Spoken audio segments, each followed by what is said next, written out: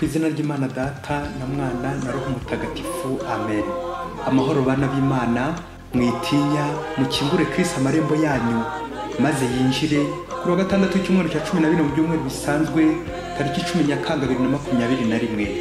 Isomo rya mbere ryo mu gitabo cy'Intangiriro, umutwe wa 49, umurongo 29 kugeza ku 30, n'umutwe wa 50, umurongo wa 15 kugeza ku 24. Muri iyo minsi Yakobo ategeka abahungu be ati, ngiye gusanga abanjye, muzampambe hamwe n'abasokuru mu buvumo buri mu murima wa Efuroni w'umuheti. Ubwo buvumo buba mu murima w'Imakipela ahareba imambure mu gihugu cya Kanahani. Aburahamu yawuguze na Efuroni w'umuheti ngube ubukonde bajye bawuhambamo. Aho niho Aburahamu n'umugore we Sara bahambwe, niho Izaki n'umugore we Rebeka bahambwe, ni naho nahambye Leya. Uwo murima n'ubuvumo biwurimo byaguzwe kuri bene Heti. Yakobo amaze guha ayo mategeko abana be, asubiza amaguru ku buriri arapfa, asanga be. Bene se wa Yozefu babonye se amaze gupfa, barabwirana bati, none Yozefu yatwanga akatwitura inabi twamugiriye. Niko gutuma kuri Yozefu bati, mbere yo gupfa so yaradutegetse ngo muzabwire Yozefu muti, nyabuneka babarira bene so igicumuro cy'icyaha bakoze, niko ko bakugiriye nabi bitavugwa. None nyabuneka babarira igicumuro cy'abagaragu b'Imana ya so. Nuko Yozefu arizwa n'ayo magambo bamubwiye. Bene se nabo ubwabo bariyizira bikubita hasi imbere ye, baramubwira bati, dore turabacakara bawe. Yozefu arabasubiza ati, nimushyitse umutima mu nda, mbese murakeka ko ngiye kwishyira mu cyimbo cy'Imana? Inabi mwangiriye Imana yihinduyemo ibyiza, kugira ngo imbaga nyamwinshi irokoke uko mubiruzi none. Maze noneho nimushyitse umutima mu nda, nzabatunga mwebwe n'abana muri kumwe. Arabahumuriza kandi ababwirana umutima utaryarya. Nuko Yozefu n'umuryango wa se batura mu Misiri. Yozefu aramba imyaka 110. Abona abuzukuru bavuga kuri Efurayimu, ndetse abahungu ba Makiri mwene Manase bavukira ku bibero bye. Yozefu abwira bene se ati, dore ngiye gupfa, ariko Imana izabatabare maze ibakure muri iki gihugu, ibajyane mu gihugu yasezeranyije indahiro Aburahamu, Izaki na Yakobo. Iryo ni ijambo ry'Imana. Zaburi ni 105. Mwebwe abashakashaka Imana murakagwira. Nimushimire Uhoraho mwamamaza izina rye, nimurate ibigwi bye mu yandi mahanga. Nimumuririmbire mu mucurangire, nimuzirikane ibitangaza yakoze. Nimwishimire izina rye bitagatifu, muhimbarwe mwebwe abashakashaka Uhoraho. Nimugarukire Uhoraho nyir'ububasha, mushakashake uruhanga rwe ubudahwema. Mwebwe nkomoko ya Aburahamu umugaragu we, bahungu ba Yakobo abatoni be. Niwe Uhoraho Imana yacu, umugenga w'isi yose. Mwebwe abashakashaka Imana murakagwira. Nyagasani Yesu nabane namwe. Amagambo mu Evanjili ntagatifu Yesu Kristo uko yanditswe na Matayo, umutwe wa 10 umurongo 24 kugeza ku 33. Muri icyo gihe Yesu yabwiye intumwa 12 ati, umwigishwa ntasumba umwigisha we, n'umugaragu ntasumba shebuja. Ahubwo umwigishwa nabe nk'umwigisha, n'umugaragu amere nka shebuja, maze ibyo bibe bihagije. Niba nyir'urugo baramwiseberize buri, bazavuga iki ko mu rugo rwe? Ntimukabatinye rero, kuko nta kintu gishe kitazagaragara, nta n'igishiriwe kitazamenyekana. Icyo mbabwiriye mu mwijima muzakivugira habona, icyo mbongorora hiherereye muzagitangariza hirengeye. Ntimugatinya abica umubiri, ariko badashobora kwica ubugingo, ahubwo mutinye ushobora kuroha ubuzima n'umubiri icyarimwe mu nyenga y'umuriro. Mbese ibishwi bibiri ntibigura igiceri? Nyamara nta kigwa hasi muri byo so atabishaka. Naho mwe imisatsi yo ku mutwe wanyu yose irabaze. Ntimugatinye rero, mwebwe murushije agaciro ibishwi byinshi. Umuntu wese uzanyemera mu maso y'abantu, nanjye nzamwemera imbere ya Data uri mu ijuru. Naho uzanyihakana mu maso y'abantu, nanjye nzamwihakana mu maso ya Data uri mu ijuru. Iyo ni Evanjili ntagatifu. Bana b'Imana, Kristo naganzi wacu, tumubone tumwereke abandi buri munsi. Iyo wakinguriye Kristo, urukundo ineza birinjira iwawe mu mutima wawe.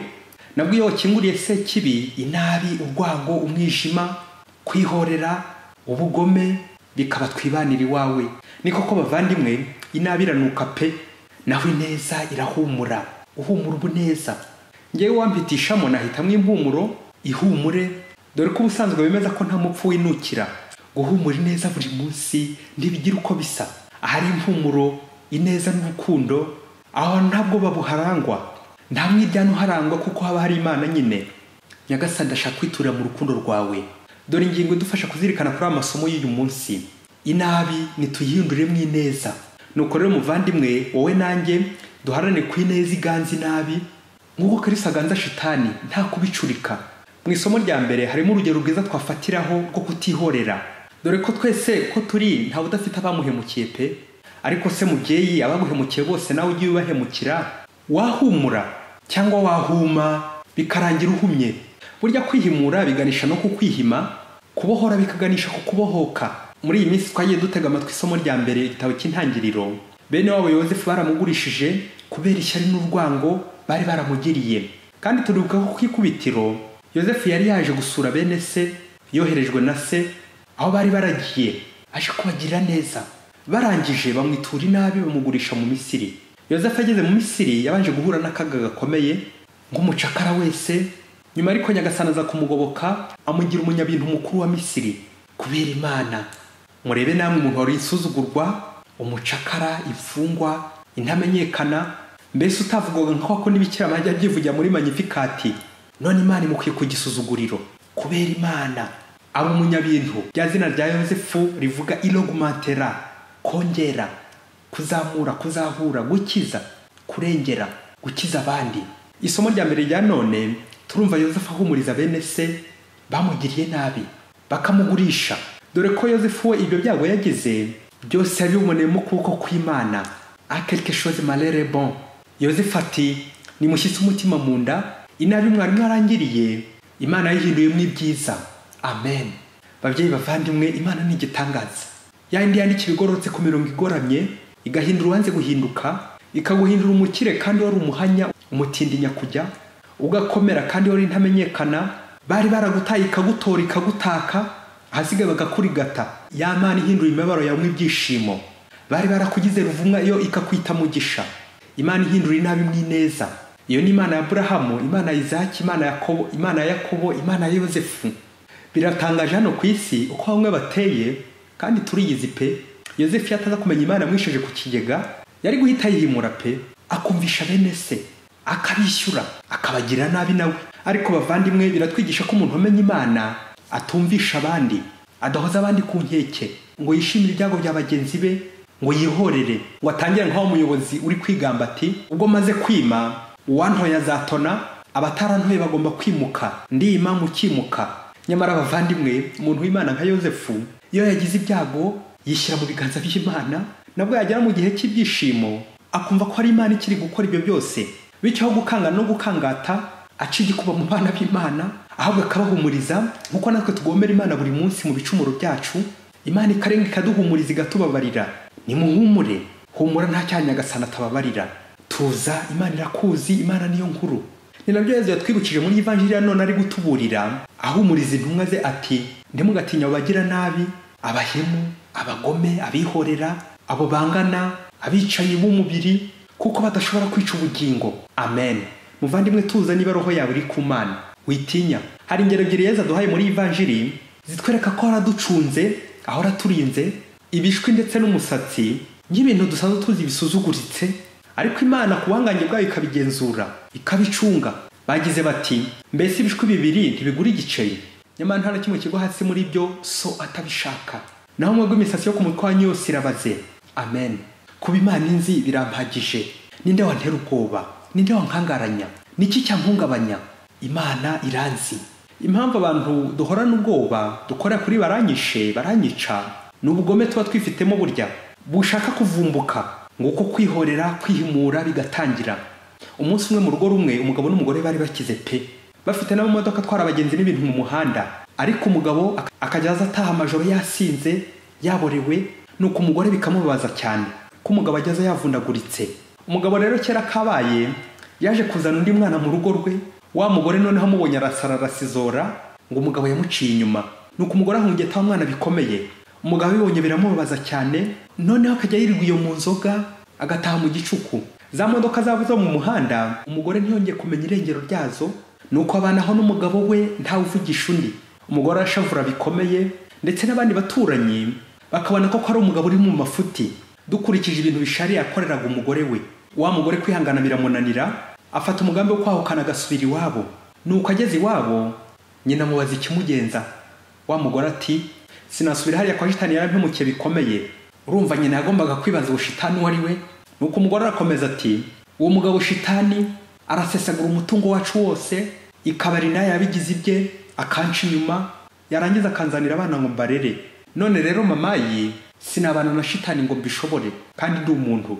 Rero niba utanashaka ko nguma hano uranyemerera nanjye muci inyuma, nanjye nza n'uwanjye mwana maze mbe mwumvishije. Wa mubyeyi aramubwira ati mwana wanjye, waruzi impamvu umwana muto ashobora gukina n'inzoka y'inshira? Nuko umwana ntabwo aba yifitemo.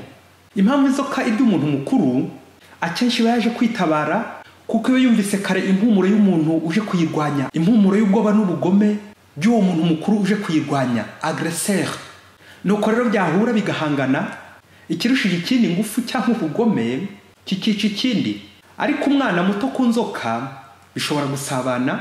Inzoka nk'ingome ifite amahane yahura na wa mwana innocent woroshye nta bugome yifitemo, ya nzoka ikitambukira ndigire ikitwara wa mwana. Rero mwana wanjye subira iwawe umere nk'umwana, umwana wuzuye ubugwaneza, ikinyabupfura. Dore rero nusubira iwawe abantu babiri ugomba kwitaho ukabagaragariza urukundo, umere nk'umwana imbere yabo. Abo wita abanzi bawe, umugabo wawe n'umwana yazanye, ubiteho umere nk'umwana imbere yabo, uzabaho neza nta kikuruma. Ese mukobwa wanjye, icyagushimisha niki? Ari uko umugabo wawe yabyara umwana hanze akajya mwitaho iyo ngiyo utabizi, cyangwa ari uko yamwizana akamwitaho muri kumwe? Rero ko umugabo wawe yakuzaniye umwana mwiteho, nuko yari yarakubonyemo umubyeyi mwiza ushobora no kwita kubo utabyaye. Subira mu rugo iwawe rero umere nk'umwana, wa mwana umukunde nk'uwawe, umwiteho, umwambike, umugaburire neza, ku buryo yazatangira kuguhamagara ati mamayi nk'uko wowe wibyariye babigenza, uzaba utsinze. Hanyuma umugabo nahindukirira akaza yasinze yaboriwe, uzamere nk'umwana, umwiteho, umwuhagire, umufate neza, yewe umushyuhirize n'amazi, umukarabye, ugire isuku. Ubundi uhita umesa imyenda yari yaje yambaye, umutegurire ifunguro riryoshye cyane, umutegurire imyenda myiza, isuku ibe yose. Ikindi wirinde amagambo, ahubwo wongere ibikorwa byiza byo kumwitaho nyine. Genda wumere nk'umwana mu rugo. Wa mugore aragenda asubira iwe koko, akurikiza inama nyina amaze kumuha, amera nk'umwana. Umugabo yaragiye ku kazi mu gihe cy'amezi 3 atarahindukira, noneho aje asanga wa mwana yagarutse mu rugo ameze neza akeye. Nuko wa mwana ahita yabira se, aramubwira ati mamayi ntari hano, yagiye kuduhahira. Wa mugabo atungurwa n'iryo jambo ngo mamayi, yareba n'uburyo umwana asa neza, abyibushye, akeye, yibaza noneho ibiri kubera muri urwo rugo rwe. Wa mugabo nanone yaje yasinze, yabona uburyo umugore ari kumuha keya, asigaye amwitaho rwose n'ikinyamupfura cyinshi. Noneho wa mugabo gahindukirira akaba ari ugira isoni. Nuko wa mugabo bonye bimurenze, ibyo byose byiza umugore yamukoreraga, umugabo akomeza kubyibaza ibyabaye, ariko mu mutima akaba ari kwishima. Nuko umunsi umwe rero aza guhamagara wa mugore we, aramwicaza aramubwira ati madame rero ngiye kuguhishura ibanga rikomeye ntigeze nkubwira. Umusaza wuzi ko twabanye neza niwe wakungejejeho kubera umwuga twakoranaga w'ubucuruzi. Urabizi ko yari umugore bitabye Imana, ko ansigira imodoka ze n'ibindi byose ubona twari dutunze, ansigira n'umwana we ngo nzamwiteho. Rero nkanamwitaho nkoresha ibyo bintu byose yampaye. Rero ngewe nabonye umwana uri kumuhungeta, mpitamo kugurisha ya mitungo yose nyashyira kuri konte ngo wa mwana azabeho ku bundi buryo. Impamvu rero najyaga njya mu ikabare nuko nageraga hano ukambuza amahoro, ukabuza wa mwana amahoro, nkumva biri kumbabaza, kandi uyu mwana ari we turi kuriraho, umwana wa musaza wawe. None rero ubwo wivuguruye, nanjye sinzongera gusinda na rimwe, sinzongera gusubira iyi kabare. Akira rero aka gatabo ka banki, guhera ubu niwo uzajya ubikuza amafaranga dukoresha hano mu rugo. Imitungo yacu yose ngiyo ntaho ngukinze. Wa mugore abyumvise aba ari gukorwa n'isoni, yatekereza igihe cyose yataye mu rwikekwe, ahungeta wa mwana kandi ari umwana wiwe, n'ibindi byinshi yagiye akora by'agahimano agira ngo yumvishe umugabo we. Nuko wa mugore arapfukama asaba umugabo w'imbabazi, barababarirana, ubabanye neza pe n'urugo rw'amahoro, umere nk'umwana mu rugo. ese mubyeyi, wowe inshuti yawe iyo yahuye n'agahinda ikagutura nk'ikibazo, dore ko ubu ngubu ingo nyinshi zirara zishya, ese iyo nshuti iyo yaje urayihumuriza? Ugira inama ki abaza bakugana? Ese umera nk'uyu mubyeyi wakwemera gusubiza umwana wo mu rugo wari utangiye gushaka kwivumbura? Wasanga ushobora kumugira inama uti, niyo umugabo yaraciye igitenge cyawe, genda nawe utwike amakote ye yose ubundi umwumvishe kimwe kuri kimwe, cyangwa niba yaraguciye inyuma, genda nawe wishakira undi ubundi kibe kimwe kuri kimwe. Ye baba we, mbega inama ziraha ababyeyi nizo kwa Sekibi neza neza. Uwaje angisha inama mugiriye ihe nama? Ndamuyobya cyangwa ndamuyobora? Mubyeyi, reba uyu munsi impamvu mwashakanya guca inyuma, akarara mu ikabari, agasinda, akishora mu biyobyabwenge, akirwa mu mihana, mu bigunda. Reba impamvu yaguhishe konti, hari aho udashobora kugera, hari ibyumba udashobora kugeramo bimwe na bimwe mu nzu yanyu. Ese wasanga ari wowe ubitera? Wakuyemo urwaho uruhare? Wasanga ko utakimwitaho, ko nta rukundo kimugaragariza? Genda rero umere nk'umwana, ureke ubugome. Wasanga umubana harona agahinda, umunabi, umujinya, kwivumbura, kwijujuta, ubugome butabuze kubera wowe. Genda umere nk'umwana, ube serviable, serviteur et servante bitabuze. Wasanga ari nawe ufite ikibazo kiremereye pe, ari wowe uruharwa. Nuko rero mubana uwo mukorana umuhumurize nka Yozefu uti, mwitinya, inabi mwari mwarangiriye, Imana yihinduye mwineza. Amen. Mubyeyi, fata igihe cyo guhendahenda aho guhenda. Fata igihe cyo kugoragoza, ugorore ugoramye, umugororane neza, impumuro nziza y'amahoro. Woye guhimana ngo kimwe kuri kimwe, umere nk'umwana. Umwana buri gihe ahorana ubugwaneza, nta bugome umwana yigiramo. Ibyo rero bikamuhesha umugisha, agakura neza yishingiwe kibyeyi. Naho nushaka kuba bose, kwigenga, uzahinduka ikigenge, wahukane, ujye iwanyu, maze ubihomberemo. Urakoze Yezu kumpumuriza. Akenshi mbona abandi nk'abanyamakosa, rimwe na rimwe nkabahindura abashitani. Yesu, ubishatse wankiza, bityo nkamera nk'umwana, serviable, serviteur, umuntu mwiza, umunyamahoro, bityo ineza yawe ikanturamo, ngo nshobore kuganza inabi inyituraho. Utube hafi Nyagasani. Mwese Imana ibaha umugisha. Imana Data na Mwana na Roho Mutagatifu. Amen. Padiri Masumbuko Ladislas wa Diocese ya Cyangugu.